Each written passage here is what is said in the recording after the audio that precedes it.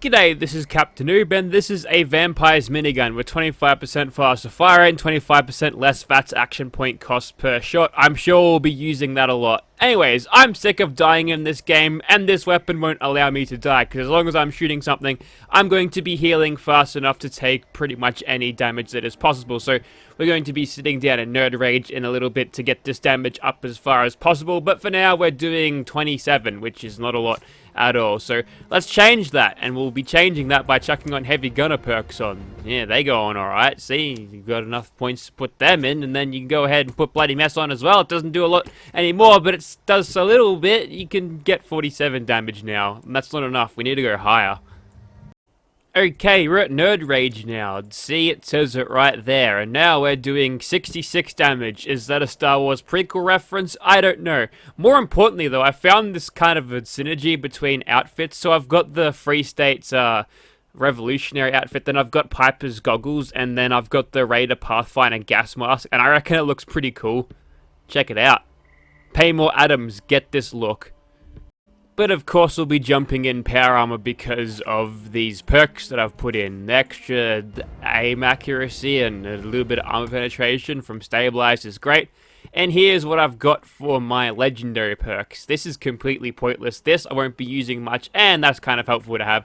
The rest of these is just to shift some points around to give me extra bonuses where I would not usually have them without these. An extra 9 perk points, that's a lot of flexibility.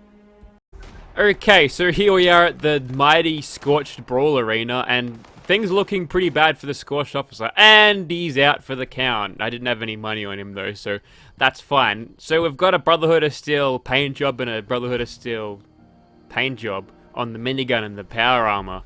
That's good. Let's just start shooting stuff. That's some nice time to kill. Hopefully we don't have any problems with the Bethesda Fun Police here. Okay, so the thing to remember about the accelerating barrel is that your range is garbage, so you gotta get up nice and close. Now that's not going to be too much of a problem with us because, yeah, you can explode, you do no damage. Because we're going to be healing as fast as we're hitting these bullets on. If I had an explosive variant of this, it'd be even more crazy, but then I wouldn't have the dense chest piece to heal from the explosion, so you have to keep your distance a little bit. Also, is that 2 3-star super mutants in this first section here? Wowee! RNG, huh? And unfortunately, even with all of this damage, we can't outpace the regeneration of the mutation. It kind of sucks, but whatever. We'll aim for the heads here because there's barely any recoil to speak of, and if we can get it on target, then it'll do pretty well. That is a bad piece. Let's find that other super mutant because, you know, the last thing I want is to have people yelling at me for not picking up legendaries. There's just a weird naked super mutant there. I think it was this guy, wasn't it? It had a Zealot's short 10 mil sub. Hey, a ZE. That's nice, right? I bet that'll sell on fucking Reddit for thousands of caps because it's explosive. You know, there's people out there that have played 100 hours and are still surprised that they haven't found anything explosive. We've also got Dodgy and Action Girl on because basically I'm putting a middle finger up to incoming damage. Don't really want any of that today. Don't think being shot at and taking damage and dying is all that fun. And look at that fast reload. See, I put on lock and load so I could have less downtime between swapping magazines so I can heal even more.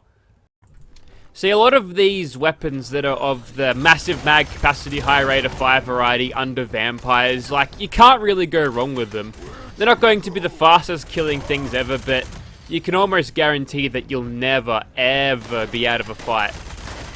As long as you can keep this thing firing, you'll last basically forever. And I think we killed that guy with some Strangleheart damage over time. How's that feel, stupid mutants? How's that feel? AI, do you like damage over time? Me neither. We should just delete it from the game. That's nice. There's another one there. He goes down.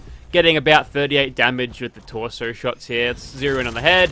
80 damage on the noggin. That seems pretty good. I like that. Let's try to keep that going.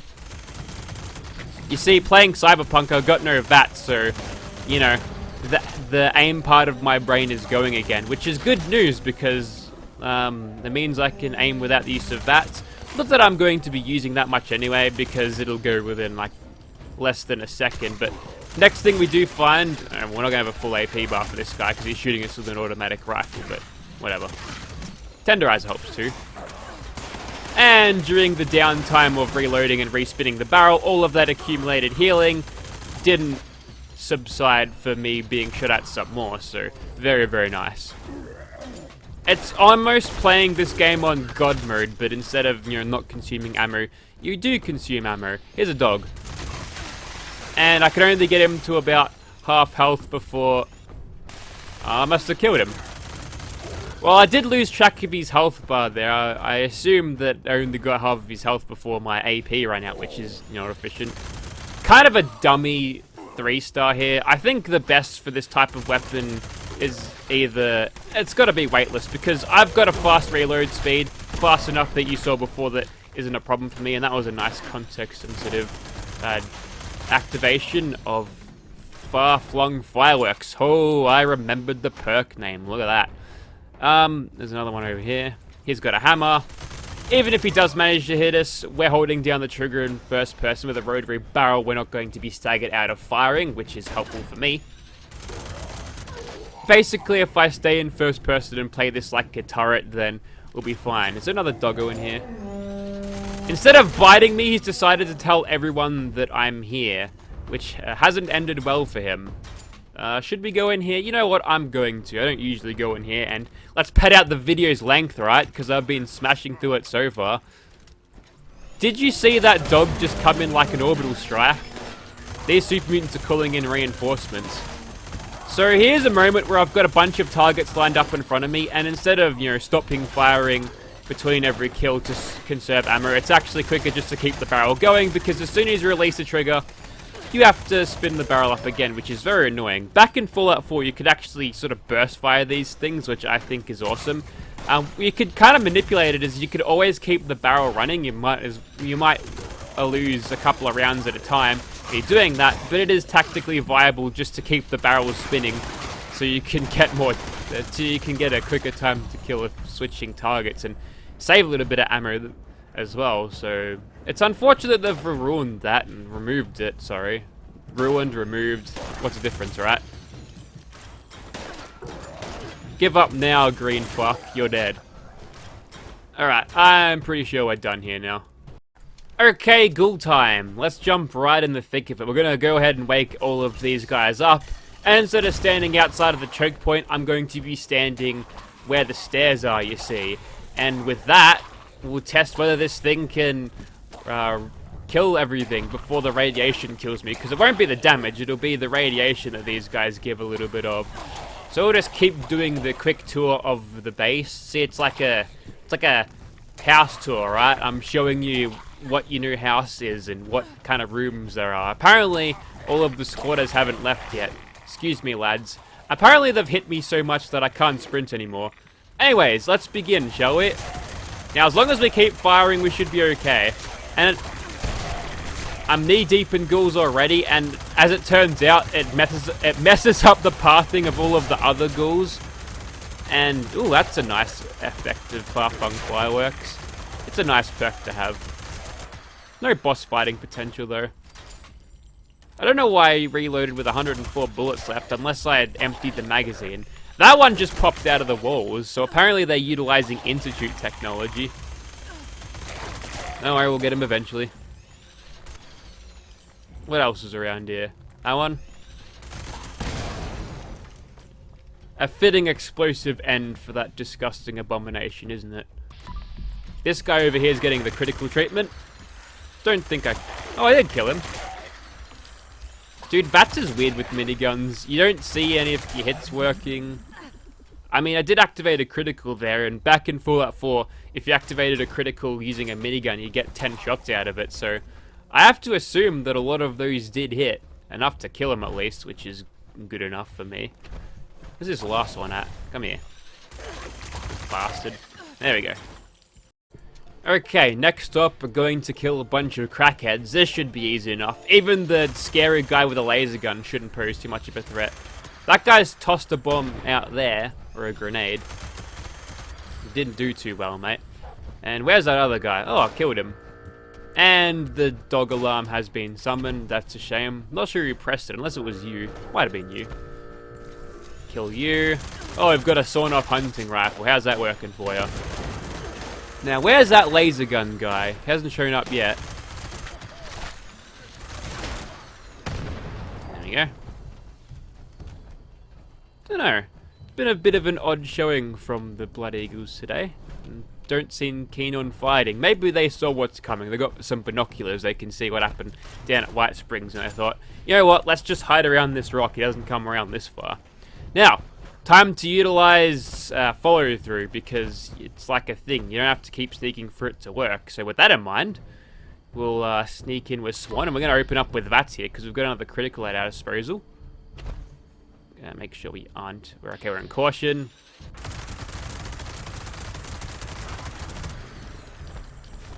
That's pretty solid. That's quicker than the railway rifle, isn't it? I'm actually interested to see how a Gatling gun does at this point, because, ooh, okay, these mirelurks are utilizing stealth technology now. You all saw a faded out of existence for a second there. Anyways, we might as well just gather what we can on these guys. Ooh, there's a scary laser rifle guy. He's moved downtown, gone south. He goes down. Might have to worry about the Mirelurk Kangs. They might give me some nasty damage over time. So with that in mind, come on, hit me, hit me, hit me. I want you to do it. Hit me. Oh my god! Okay, I wasn't shooting there, but I wanted to see how much that would affect the health bar, and apparently it's quite a lot. Also, car. So not even this can save you from the massive damage over time by these guys. We'll try that again. This time we'll keep shooting him.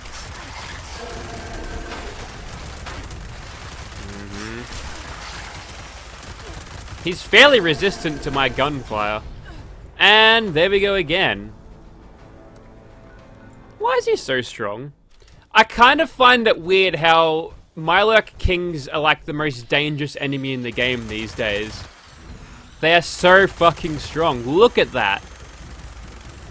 I think he's cloaked on me. These ones are supposed to cloak. It's like in their lore and everything. I suppose I could always just sit up here, but that's kind of boring, right? I've also got one gun army, so, you know, there's no reason why I should have died there, but I did anyway. Anyways, let's go on to a much larger yet less significant threat. We'll go for your spouts for a secondary. How do you like that? Go for our legs. Oh, hang on, looks like the damage over time is enough to overwhelm. Just make sure we just sidestep that a little bit. Would have died there. Didn't, though. Well, there you go. Looks like damage over time can outdo a fucking vampire's minigun. So, you know, a little modicum of caution needs to be installed when taking on a threat like that, I think.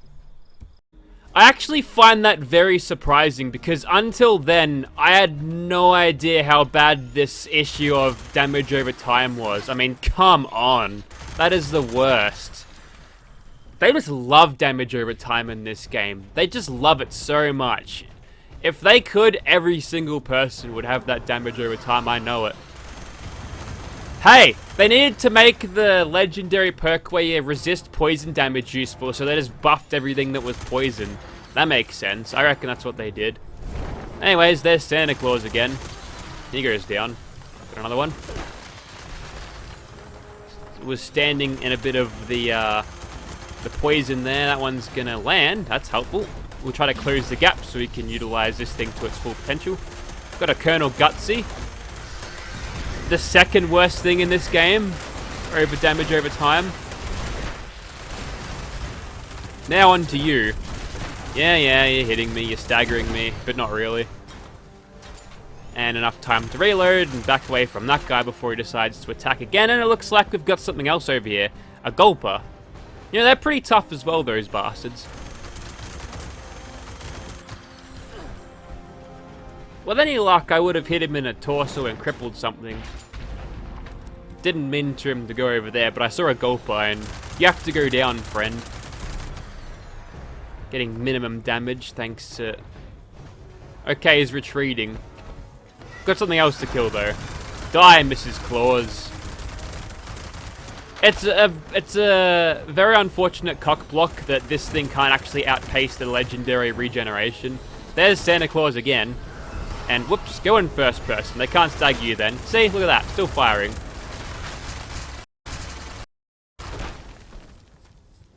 Why did I die? Okay, it appears that the vampire's effect is now fallible. You're not playing the game on easy mode. If you happen to get swarmed by shit, then you will die. But basically, don't do that. So you can't exactly play this game as like a mindless idiot anymore. Which is a shame, because that's what the developers are like. Ooh, burn. Ha! I'll do it again. Watch me. Listen to me, I'll do it again. Just gonna let that sink in for a second. Anyways, that Scorch Beast will be the final target for the day. We'll try to kill Mr. Claus again and ruin the spirit of Christmas for next year, because Christmas is already over. This Gulper is staying around, so we'll lend him. There he goes. And we'll pick up what was lost. I'm surprised they're actually able to outdo it. I don't have a lot in the way of endurance, I guess, so you could potentially get better mileage, because at 20% proportionally my health is going to be a lot lower than anyone with extra endurance over that, but goodness me. What I could actually do instead is, instead of having fireproof, I've got life give already, could use rejuvenated and get that even higher. So I'm at 66 health now, which I feel like is much better. Actually out of nerd rage at this stage, so my damage is not as good as it was. I mean, 25% additive is fucking nothing, so whatever, I'll accept it. And this thing was stabilized, accurate enough to not have to worry about that too much. Color me surprised, because I didn't think before recording this that I'd actually die, but I tested it, and if you're not paying attention, you will die pretty easily with this, so let that be a little bit of a warning, but people probably already know that already. They would have tested this shit post damage nerf patch and figured out, hey, we can't fuck around anymore, which is a shame because I like fucking around. If I can turn my brain off and play this game, I find that I can play it for a lot longer, but apparently I have to think now. Thinking is for when I'm playing XCOM or possibly Cyberpunk, not Fallout 76. And on that note, it's time for me to end the video. This legendary 1-star Scorch Beast can go fuck itself. Thank you very much for watching, guys. Got a leg twitch as well.